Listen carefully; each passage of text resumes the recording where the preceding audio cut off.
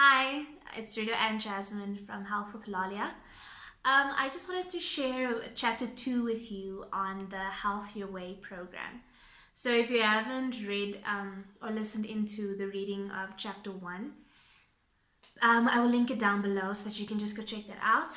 But yeah, let's get started with today's reading.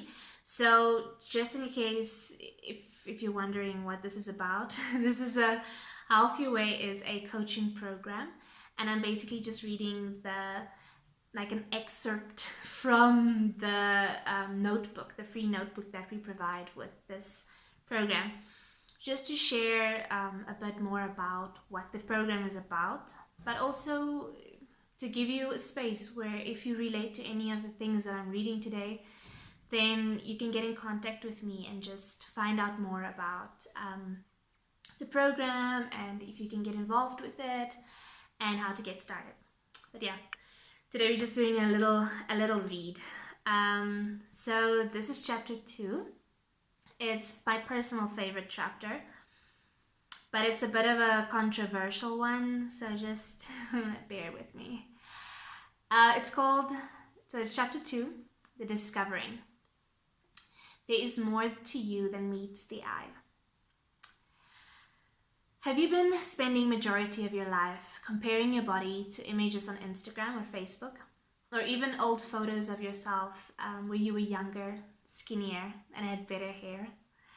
Have you heard of people that look at someone someone with a six-pack and they would say, wow, this person is so healthy? I have. I've sat in countless conversations like that with myself and with other people, talking about how they can see when someone is healthy or not. And despite popular beliefs, this is just not the truth.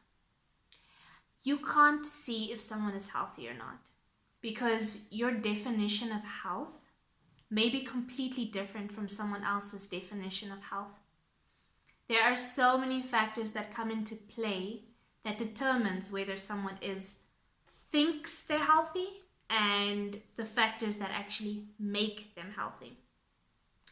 So then what is health? What is a definition?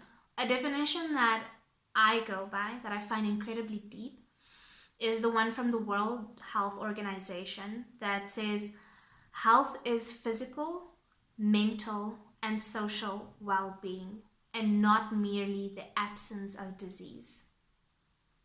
So what gets us to ask the question, or what this does is it gets us to ask the question, how well am I doing in all these 3 spheres of my being? How well am I doing?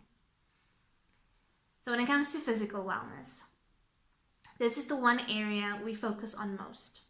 It has been the focus for generations and also the focus for almost every culture that I know. And every century, and every decade, and even every year, we are confronted with new ways to look in order to be healthier. Or a new diet that we simply must have because it's the healthiest diet on the market. But where do we stop and ask ourselves, what does healthy look or feel like for me physically? Is it going to the gym for 5 hours a day?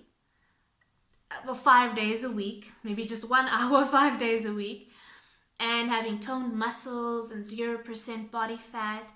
If attaining that level of health, listen to me carefully, if attaining that level of health feels like you are literally killing your mental wellness because you spend all your money, all your time and energy to keep up that physical appearance of health, plus you're damaging your social well-being because suddenly you're condescending and judgmental with all your friends and family who do not go to the gym and do not do what you do every day. If that's what it's doing to your mental and social wellness, then I hate to break it to you, but that is just not healthy.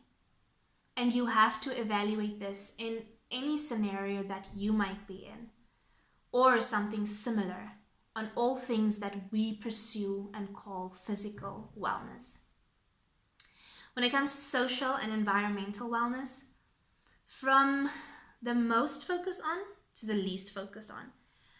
When we take a look at this element of wellness, we rarely associate it with health. Am I right?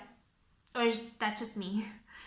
I rarely see articles and posts on media encouraging people to take inventory of their relationships or the friendships and how these affect their life. Are the people you have in your circle good for you?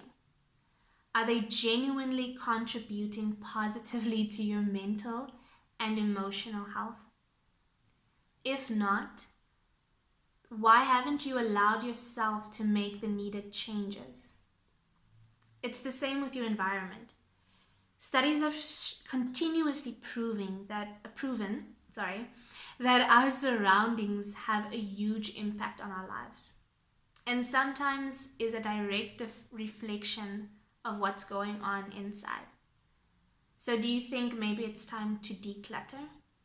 Do you think you might be having things lying around in your house that just simply isn't good for your mental health?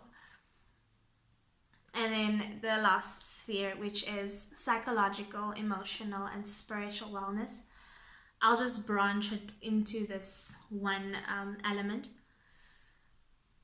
I'm grateful for the progress we've made in the world when it comes to this area of health. And nowadays, more and more people are focused on taking care of their mental health and also feeding their spiritual journey, and this impacting their emotional wellness immensely. I don't know what that looks like for everybody. Again, it's very personal how these elements are taken care of. And it could be journaling, meditation, prayer, reading scripture. It could be watching motivational videos or listening to podcasts. It could be studying or whatever the method is. I would encourage people to try out as many as they possibly can and then finding what works for you. So how does health coaching help with discovering health for yourself? So health coaches are not, let's just put a disclaimer out there, health coaches are not the experts on all things health. But what makes a health coach so different and vital to a person's health journey is that there is a person willing to help you become the expert of your body, your mind, and your life.